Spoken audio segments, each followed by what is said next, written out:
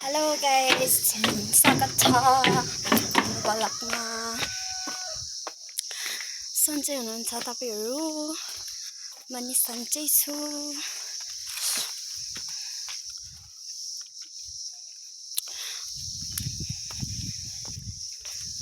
अनि यस्तै छ हाम्रो गाउँ चाहिँ। यो चाहिँ हामी बस्ने घर हो। पारीतिर घाम लागिरहेछ धेरै नै। कोदोहरू यस्तो भइरहेछ हाम्रोतिर। आधी टिभीसम्म भएछ, यता चाहिँ टुक्नु बाँकी छ। म चाहिँ मम्मीकोमा जाँदैछु एकछिन काम पारेर हार्दिक गर्नु होला।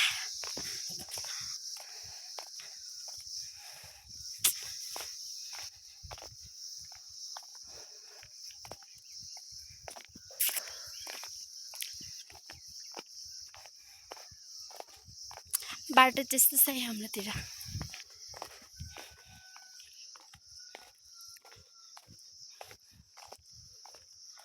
खोर्सानीहरू तर सबै टिपिसक्नुभएछ, सकिसकेछ। अहिले चाहिँ छैन।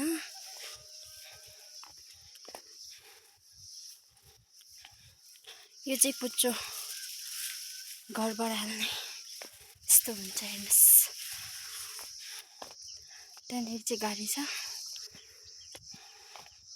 मेरो बुढाहरू चाहिँ आज घरमा बिहान मात्रै काममा जानुभयो, अहिले चाहिँ घरमै हुनुहुन्छ।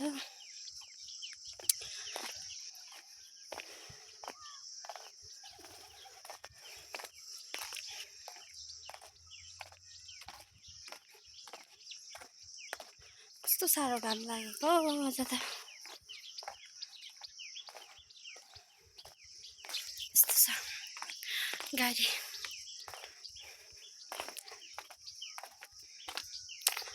फुलहरू हेर्नु यस्तो दामी दामी छ।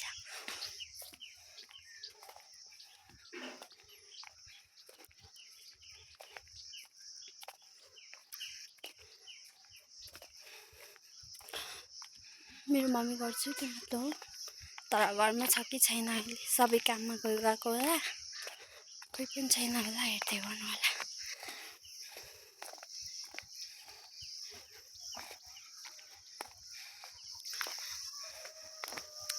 यस्तो छ हाम्रो गाउँहरू चाहिँ। कति साह्रो घाम लागेको आज। तिहार चाहिँ सकिसक्यो, फुल चाहिँ अझै छ। यो चाहिँ हाम्रो मम्मीहरूको कोदो टिप्ने भएको छैन, पाकेकै छैन। आधी चाहिँ पाकिरहेको। यस्तो छ घरहरू।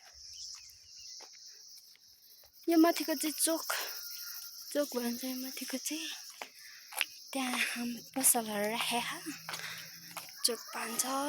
त्यसलाई चाहिँ मम्मीहरू त घरमा हुनुहुन्न कि क्या हो।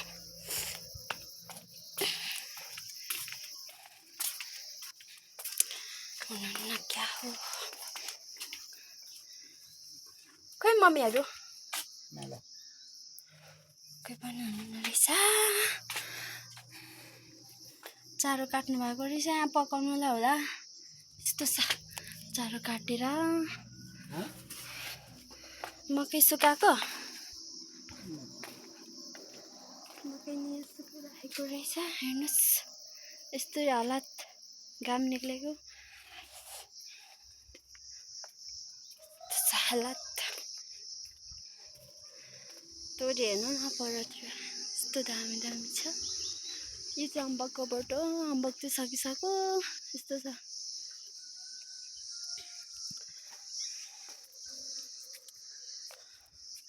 बस्तु चाहिँ एउटा मात्रै छ, सानो बाछा। यस्तो छ हाम्रो गाउँ। हेर्नुहोस् अब यहाँ अलिकति धनियाँ लगेर जानु पर्यो मम्मीको देखि घरमा।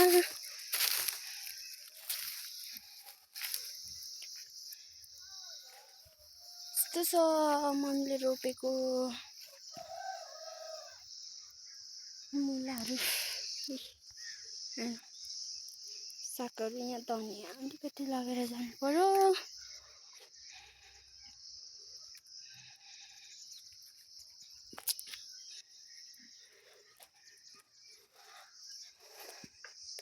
चाहिँ बन्द हो तरकारी खानु। यस्तो छ एउटा मात्रै फलेछ। यस्तो चाहिँ बिउ राख्नु भएको होला। यस्तो चाहिँ कोही पनि हुनुहुन्न रहेछ घरमा चाहिँ। अब म घर फर्किन्छु होला। अलिकति धनिया लागेर धनिया टिप्नु पर्यो अनि घरतिर लाग्नु पर्यो। के साह्रो घाम लागेको हेर्नु न, पसिना आइसक्यो मलाई। एकछिन कोठादेखि बाहिर निक्लेको।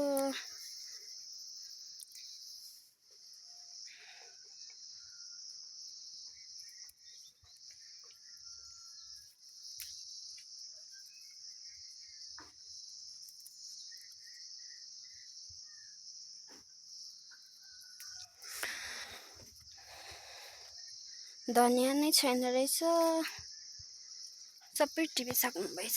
अलिकति लानु पर्यो भनेको त।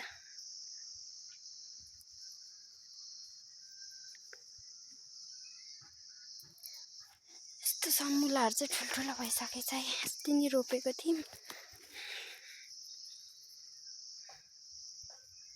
ठुलो भइसकेछ। हेर्दै गर्नुहोस्, यस्तै छ हाम्रो गाउँले जिन्दगी। कृपया मेरो भ्लग हेरिदिनु होला, माया गरिदिनु होला। यस्तै छ हौ, मलाई खासै बनाउनु नि आउँदैन। यसो टाइम पास गरिदिएको नि, बनाउनै आउँदैन हौ मलाई त। खासमा बुढोले बनाउनुहुन्छ, यो चाहिँ आज चाहिँ मैले नै बनाइदिएको। बुढो सुतिराख्नु भएको काम देखाएर, त्यही भएर यसो मम्मीकोमा त बनाइदिउँ भनेर बनाएको। घाम त अब सक्दिनँ म घाममा बाहिर निक्लिनु। कुकुरहरू त यस्तो हिँड्दैछ है काठको लागेर।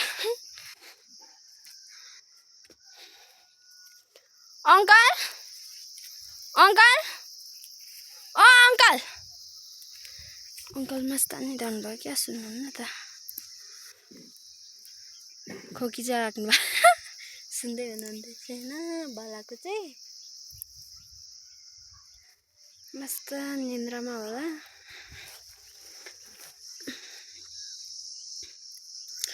मुला नि खाने बेला भइसकेछ। साग चाहिँ सबै सानो सानो भएछ, खाइसक्यौँ। ठुल्ठुलो चाहिँ अनि सानो सानो रहेछ। अब चाहिँ घरतिर लाग्नु पर्यो, हेर्दै गर्नु होला।